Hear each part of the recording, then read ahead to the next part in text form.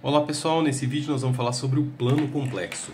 Bom, vocês devem se lembrar que quando a gente vai representar um número real, né, é sempre possível representar, né, desenhar esse número em algum lugar em cima de uma reta, a qual nós denominamos de reta real. Então todos os números reais, eles podem ser organizados nessa reta, né, onde a gente orienta ela o sentido crescente, né, e marca um ponto de referência aqui, onde normalmente a gente chama de zero. Né? Então do lado direito do zero nós temos os números positivos, ao lado esquerdo nós temos os números negativos, né? E todos os números reais eles vão caber em algum lugar aqui em cima da reta, né? Então, por exemplo, aqui vai estar o número 1, aqui vai estar o raiz de 2, aqui vai estar o π e assim por diante, né? Aqui vai ter o menos 1, etc. Tá? Agora, quando nós vamos falar de números complexos, a reta ela não é suficiente para representar um número complexo, porque o número complexo ele tem duas partes, né? A parte real e a parte imaginária. E é por isso então que nós chamamos de plano complexo. Os números complexos eles são representados em um plano. Como que acontece isso? Por exemplo, vamos pegar aqui um número complexo como exemplo. Ó. 2 mais 3i. Ele tem aqui a sua parte real, tem aqui a sua parte imaginária, né? A maneira que nós temos de representar esse ponto aí num plano é da seguinte maneira. Em um eixo, nós vamos representar os números reais, assim como nós já fazíamos antes, né? E num eixo perpendicular, nós vamos representar os números imaginários. Então, veja, aqui nós vamos representar a reta real, né? E aqui nós vamos representar os números imaginários. No nosso exemplo aqui, o z, a parte real dele é 2, né? Então, eu teria que achar o número 2 aqui. Vamos supor, sei lá, aqui, algum lugar aqui mais ou menos na reta, né? E a parte imaginária é 3i. Então eu vou vir aqui, vou contar 1, 2, 3 unidades na reta imaginária, né?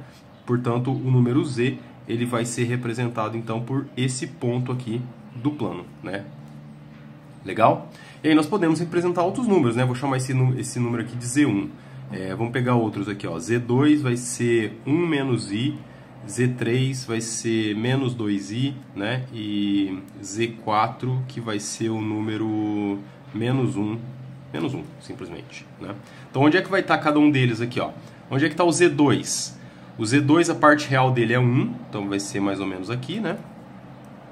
E a parte imaginária dele é menos i, então é para baixo, uma unidade para baixo, né? Então esse aqui vai ser pra gente o número complexo Z2. E o número Z3? O número complexo Z3, a parte real dele é 0, né? Ele só tem a parte imaginária, que é 2 unidades imaginárias para baixo, no sentido negativo, né? Então, esse aqui é menos i, aqui vai ser menos 2i. O número Z3 ele vai estar aqui, ó. Z3, no menos 2, né? No eixo vertical. E o Z4? O Z4 ele tem só a parte real, que é menos 1. Então, menos 1 aqui na parte real. E a parte imaginária dele é 0, então quer dizer que ele vai estar aqui sentado em cima da reta real, né? Ele é um número, além de ser complexo, ele é também um número real, porque ele está aqui sentado aqui em cima.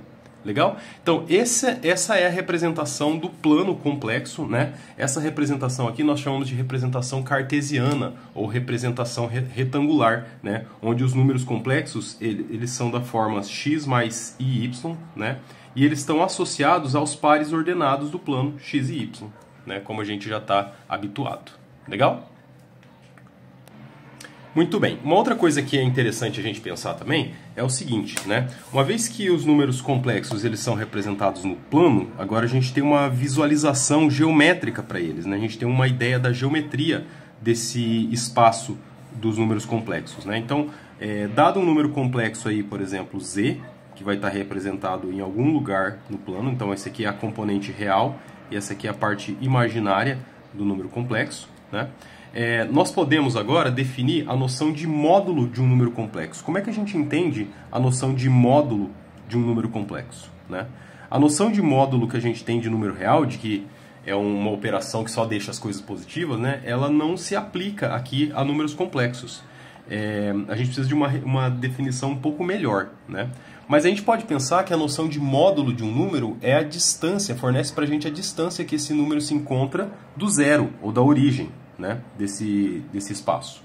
Então, pensando dessa maneira, essa distância aqui que vocês estão visualizando no desenho de vocês, ó, representa para a gente, né, o valor do módulo do número z. E veja, isso aqui é uma distância, então necessariamente isso aqui precisa ser um número real e precisa ser também um número positivo, né? Para que a gente possa de fato interpretar isso como um módulo de alguma coisa.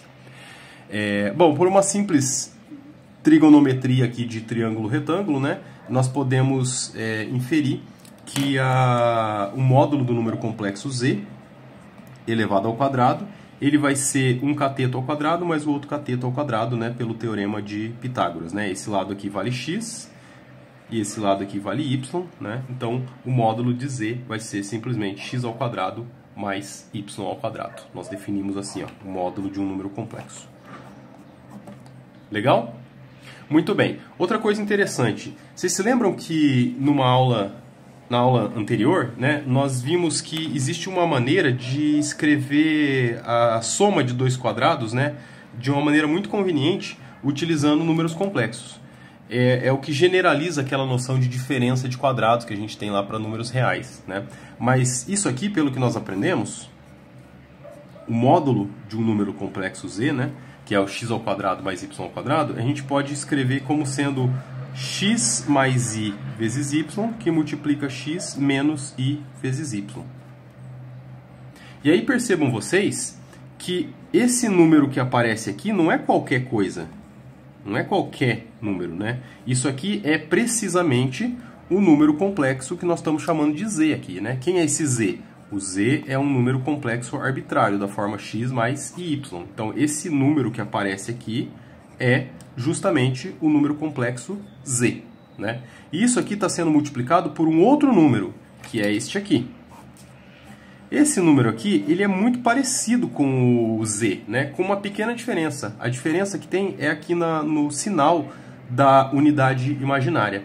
Então, nós costumamos usar uma nomenclatura que nós chamamos de z estrela para representar o conjugado de um número complexo. O que é o conjugado de um número complexo? É quando você pega a parte imaginária, somente a parte imaginária, e troca o sinal dela, né? Então, em outras palavras, se a gente tiver, por exemplo, aqui um número que eu vou chamar de z igual a 2 mais 3i, né? Vocês já viram que eu gosto bastante desse exemplo aqui, né? O que é o conjugado desse número? O conjugado do z, né, que a gente representa por z estrela, é um número complexo também, muito parecido com o inicial, né, com a única diferença que o sinal da parte imaginária ele vem trocado, né? E o que essa relação aqui está falando para a gente no fundo, né? Essa relação aqui, vamos escrever ela de uma maneira um pouco mais elaborada, então. Está dizendo para a gente que o módulo de um número complexo elevado ao quadrado é a mesma coisa que você pegar esse número complexo e multiplicar pelo conjugado dele. Esta relação aqui é uma relação bastante importante e vale a pena a gente esclarecer alguns detalhes, né? Falar sobre ela com um pouquinho mais de calma, tá? Vamos falar sobre ela no próximo vídeo.